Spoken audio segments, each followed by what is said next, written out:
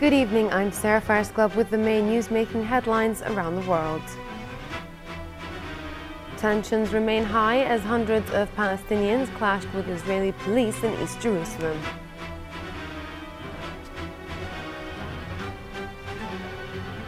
Iraqi Prime Minister is vowing to fight for a third term in office as the government struggles to counter insurgency.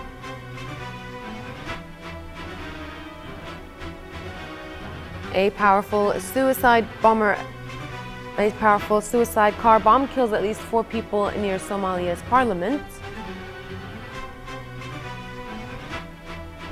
And Taliban have carried out a rocket attack on hundreds of oil tankers outside Afghanistan's capital, Kabul. His Highness the Amir, Sheikh Sabah Al-Ahmed Al-Jaber Al-Sabah, sent a cable of congratulations to His Excellency the President of the Bolivian Republic of Venezuela, Nicolas Maduro, on the occasion of his country's National Day. His Highness the Crown Prince, Sheikh Nawaf Al-Ahmed Al-Jaber Al-Sabah, sent a cable of congratulations to His Excellency the President of the Bolivarian Republic of Venezuela, Nicolas Maduro, on the occasion of his country's National Day. His Highness the Prime Minister, His Highness Sheikh Jabal Mubarak Al-Hamid Al-Sabah, the Prime Minister, also sent a similar cable of congratulations. His Highness the Emir, Sheikh Sabah Al-Ahmed Al-Jaber Al-Sabah, sent a cable of congratulations to His Excellency the President of the Republic of Cape Verde, Jorge Carlos Fonseca, on the occasion of his country's National Day.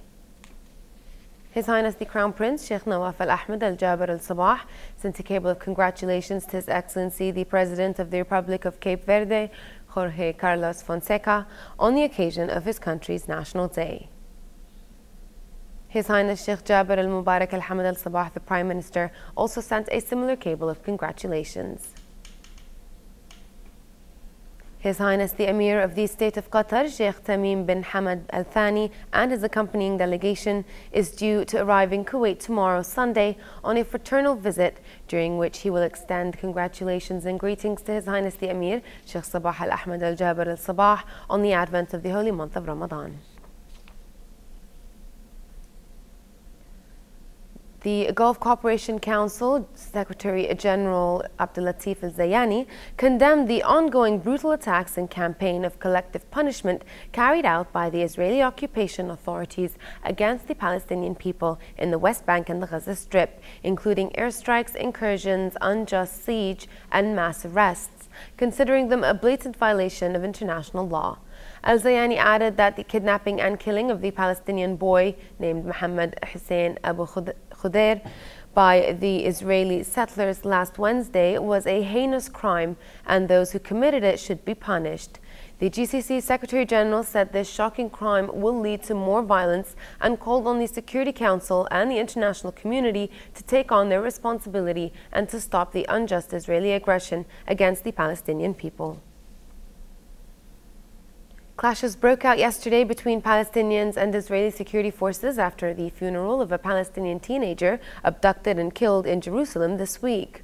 According to the Palestinian Medical Relief Society, which is a group that said it was involved in evacuating injured Palestinians, more than 60 people were injured in fighting in parts of Jerusalem. It added that the injuries mostly involved rubber bullets fired at the upper body and chest. Palestinian teenager's death followed the abduction and murder of 3 young Israelis, with violent clashes spreading overnight.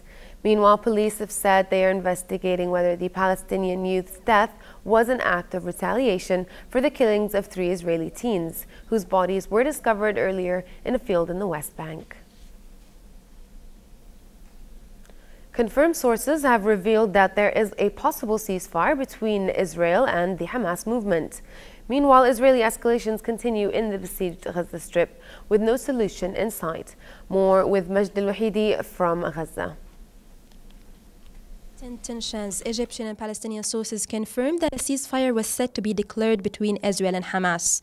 The truce was mediated by Egyptian intelligence officials. Other sources said that Israel delivered a warning to Hamas to stop rocket fire from Gaza. Otherwise, a massive Israeli strike will hit the coastal enclave within 48 hours. Israeli occupation has an interest in a quiet state. Now the situation in the West Bank is on the edge. Also, there are many protests in the lands of 1948. I think Israel wants to open new fronts and create new scenarios to justify its aggression and war crimes.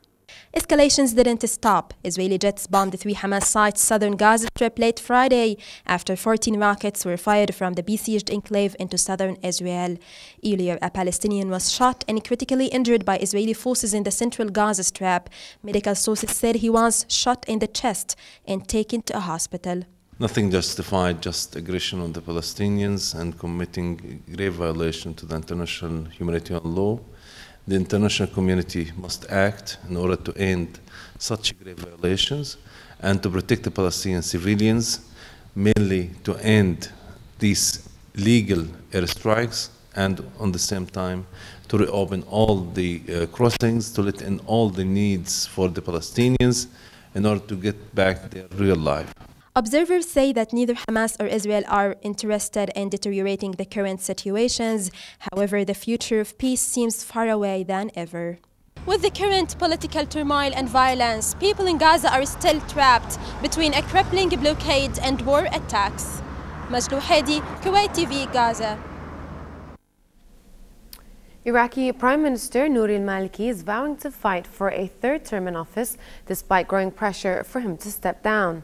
Maliki has come under mounting pressure since ISIL militants rampaged through swaths of the country last month. Earlier on Friday, Iraqi government troops recaptured the village of Auja as part of an ongoing offensive that aims to retake Tikrit. The international community has urged Iraqi officials to form an inclusive government to counter the recent violence that has killed thousands and threatens to upend the government. A group of nurses caught up in fighting in Iraq have arrived in India today after briefly being held captive by suspected militants. More in the following report by Badriya Al-Saleh. Freed Indian nurses abducted by suspected militants in Iraq arrived home in Kerala today. India's foreign ministry said the 46 nurses, all from Kerala, were stranded in a hospital in the ISIL militant-controlled city of Tikrit for weeks. It remains unclear whether the nurses had been held by the militant group or were just stranded in their territory, but today they were finally welcomed by family members at the airport after they were brought home on a special Air India flight. In addition to the nurses, the Indian Foreign Ministry says 40 construction workers are still in captivity. About 10,000 Indians work in Iraq, mostly in areas unaffected by the fighting, but scores of them are returning home since ISIL began its offensive. The Islamic State in Iraq and the Levant, better known as ISIL, and other militant groups have seized towns and cities across Syria and Iraq in a lightning advance. Most recently, the group took control of a major Syrian oil field on the Iraqi border. By seizing the El Omar oil field, it now controls most oil and gas fields in the oil-rich Syrian province of Dar Azar. Meanwhile, Iraqi Prime Minister Nouri al-Maliki is refusing to give up his quest for a third term in power, defying a chorus of critics demanding his resignation as the country faces threat from insurgents. In a vehement speech to the nation last night, al-Maliki vowed to continue the fight against all armed militant groups in the crisis-stricken country. Police in Somalia said that a suicide car bomb has killed at least 4 people near Somalia's parliament. Reports say the bomb went off outside the parliament's main gate after guards shot at the border. The militant group lost control of Mogadishu in 2011 and has since carried out several bombings. Al-Shabaab, which is linked to Al-Qaeda, has also vowed to step up attacks during the holy month of Ramadan. Earlier this week, a prominent MP, Ahmed Mohammed Haid, was shot dead in the city in a drive-by attack claimed by the Al-Shabaab group. The Taliban has claimed responsibility for yesterday's attack on a parking lot filled with fuel tankers. A spokesman for Kabul's police chief said police were investigating the cause of the fire, which continues to burn, and that there are fears of casualties still ahead. Our reporter Dina Nasser has more on this story.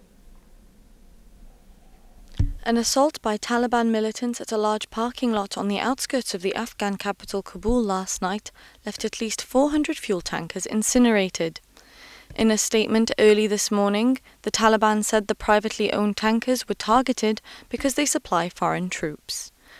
Taliban fighters fired 4 RPG rockets at a logistics compound in the Pagam district of the capital.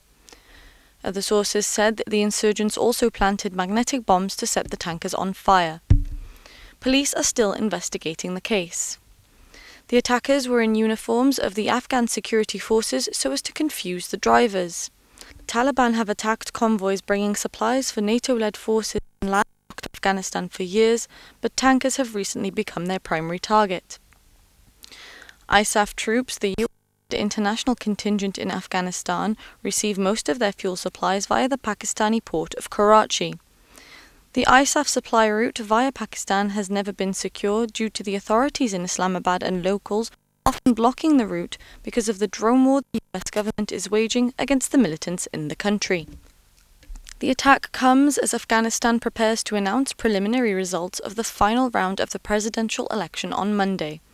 The Taliban vowed to disrupt the election process. On Thursday, militants fired rockets into Kabul's international airport, destroying a helicopter. Ukrainian separatist rebels have pulled back to the main city of Donetsk, abandoning several strongholds in the region to government forces. The pro-Russian gunmen abandoned the cities of Sloviansk and Kramatorsk, as well as smaller towns in the north of Donetsk region, but they vowed to continue the fight from Donetsk city, describing the withdrawal as a tactical retreat. Meanwhile, Ukrainian Prime Minister Arseniy Yatsenyuk proposed a bill to reshuffle Ukraine's cabinet at a parliamentary meeting yesterday in a bid to improve the government's efficiency. Yatsenyuk said the government should approve the change of 6 to 7 cabinet members and that the government needs to be united as well as being responsible for its citizens as it solves problems facing the country. Rescuers continue to search for the remaining 8 miners trapped more than 100 meters deep in a South Honduras unauthorized gold mine in the town of El Corpus. Earlier, rescuers pulled out 3 miners who disappeared on Wednesday when a tunnel inside the mine collapsed. Fellow miners and even some relatives of the missing men joined on Friday the operation to find them. More than 100 police, firefighters, rescue workers and miners were also working during the 3rd day of the rescue efforts. The mine collapsed shortly after 22 miners entered, but half were able to get out on their own. As the news that Brazilian player Neymar will miss the remainder of the World Cup filtered out of the host's camp, it caused ripples across the world and led to many messages of condolences. The great and the good of football expressed their regret that one of the stars of the tournament will miss the semi-final and beyond after breaking his 3rd vertebra during the 2-1 quarterfinal victory over Colombia. Meanwhile, Germany is through to the semi-finals of the World Cup after a 1-0 victory over France at Maracanã Stadium in Rio de Janeiro. Mats Hummels scored the only goal in a fairly uneventful match, and Manuel Neuer put in another strong effort in net to halt Les Bleus. For a chance to see our reports again, please visit our YouTube channel at MOI Kuwait News. Well, that's all the news for now, but you can join us again for the news brief at 11 p.m. Before we end, here's a quick reminder of the day's main headlines. Tensions remain high as hundreds of Palestinians clashed with Israeli police in East Jerusalem.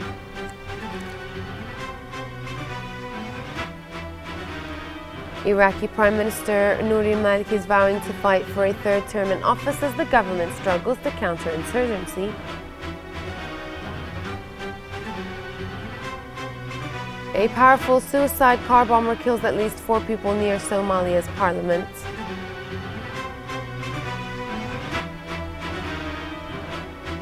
And the Taliban have claimed responsibility for the attack carried out on hundreds of oil tankers outside the Afghanistan capital, Kabul.